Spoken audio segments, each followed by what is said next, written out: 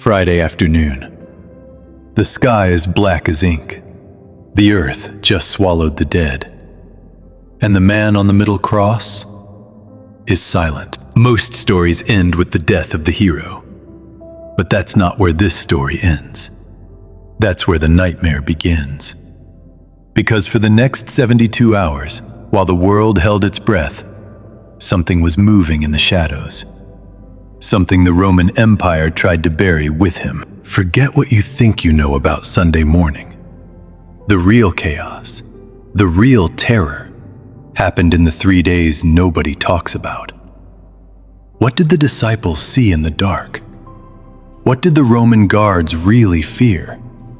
And why was the Roman governor waking up in a cold sweat every single night? This is the shocking, untold account of the 72 hours that shattered an empire. If you think you know what happened after the cross, you have no idea. We're going to start, not at the tomb, but inside the mind of the man who killed him, Pontius Pilate. Because on that Friday night, he was terrified. It's 6 p.m. The Sabbath is beginning. The city is in lockdown. Most people think Pilate just washed his hands and went back to business as usual. They are dead wrong. Historical records suggest Pilate had a reputation for being ruthless. But that night, the governor was pacing. You see, when Jesus died, it wasn't just a man dying. The ground shook. The sky went dark in the middle of the day. Even the Roman guards at the Crucifixion, men who had seen hundreds of men die, were quoted saying, "Truly, this was the Son of God." Imagine being Pilate. Your wife has been waking up screaming from nightmares about this just man. Now, a seismic event hits your city the second he dies. What would you do? Pilate did something that night that no Roman governor had ever done before. He didn't just seal a tomb. He went to the Jewish leaders and gave them something they didn't ask for. He authorized a custodia, not just the temple guard, a squad of elite Roman soldiers. These weren't rent-a-cops. These were the guys who kept the peace in a hostile province. They were posted at that tomb for one reason: to make sure that body never moved. But here's the tension the church doesn't usually talk about. The disciples weren't hiding because they were sad. They were hiding because they were terrified they were next. Saturday, 24 hours after the crucifixion. The disciples are crammed into an upper room. The doors are locked. The windows are shuttered. Peter, the bold one who pulled out a sword just 48 hours ago, is sitting in the corner, and he can't stop shaking. Why? Because they aren't just mourning. They are wanted. Rome didn't just execute Jesus to get rid of a troublemaker. They executed him to send a message. Anybody who follows the King of the Jews is an enemy of Caesar. The disciples knew that if the Romans found them, they'd be hanging on crosses by sundown. But inside that room, something strange started happening. They weren't just scared. They were confused. We know from historical texts that there were rumors flying through the city. Rumors that the body was gone. Rumors that the tomb was empty. But the disciples didn't believe it. In fact, they dismissed it as hysteria. One of them, a man named Cleopas, was so convinced it was over that he just started walking. He was heading to Emmaus, 7 miles away, trying to escape Jerusalem before the Romans rounded them up. But here's where the story glitches. As Cleopas is walking away from the city, drowning in despair, a stranger falls into step beside him. A stranger who seems to know everything about the scriptures, but acts like he's been living under a rock for the past week. Who was that stranger? Let's cut back to the tomb. Saturday night, 48 hours in. We have 16 Roman soldiers, trained killers, sitting outside a garden tomb. Why would Rome put their best men on a dead body? Because the priests told Pilate a rumor. That deceiver said, "After 3 days I will rise again." Imagine being one of those guards. You've been sitting in a graveyard for 2 nights. You've heard the stories about this man raising the dead. You've seen the darkness at noon. Now, you're waiting for the third day. Ancient military records show that Roman guards who failed in their duty were executed, straight up.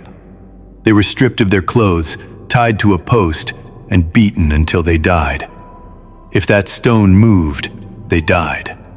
If the body disappeared, they died. So, they're alert. They're paranoid. And then, dawn breaks. Sunday morning. Matthew's account says there was a great earthquake. An angel descended. His appearance was like lightning. The guards, they didn't run. They became like dead men. These are the same men who watched Jesus die on the cross without flinching. But now, they are catatonic with fear. Because in that moment they realized this wasn't a missing body. This was a force of nature they couldn't fight. When they finally got their wits together, they didn't go to Pilate. They went to the chief priests. And the priests didn't ask them to find the body. They asked them to lie. The question is, why? Why were the priests more afraid of the empty tomb than the Romans were? Sunday morning. Mary Magdalene arrives in the dark. She sees the stone moved. She runs to Peter. They have taken the Lord out of the tomb. But here is the shocking truth that changes everything. When Peter and John run to the tomb, they don't just find an empty hole. John records a bizarre detail that forensic experts obsess over today. He sees the linen wrappings lying there, but the face cloth, the sudarium, was folded up separately in its own place. Grave robbers don't fold the linens. Grave robbers take the body, wrappings and all. This wasn't a theft. This was order. This was intentional. This was a message. The truth isn't just that Jesus rose. The shocking truth is why it had to be 72 hours. In Jewish culture, the soul was believed to hover near the body for 3 days, hoping to return. After 3 days, hope was lost. By waiting until the third day, Jesus wasn't just proving he could come back to life. He was proving he had conquered death completely. The Roman Empire tried to silence him with a cross.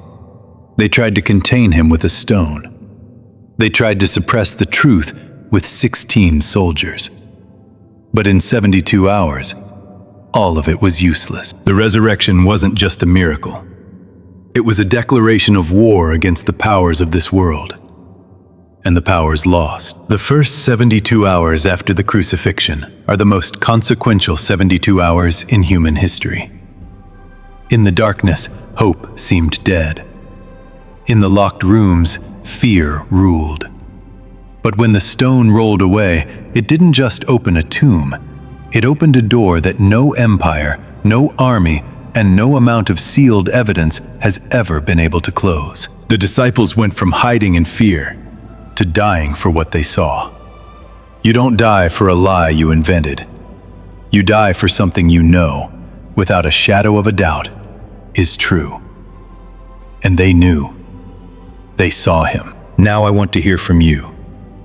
Did the resurrection actually happen? Or do you think the body was stolen? I've laid out the evidence here, but I want to know your take. Drop your most controversial opinion in the comments. Let's debate it like civilized historians. And if you want to dive deeper into the mysteries of the Bible, the stuff they didn't teach you in Sunday school, hit that subscribe button.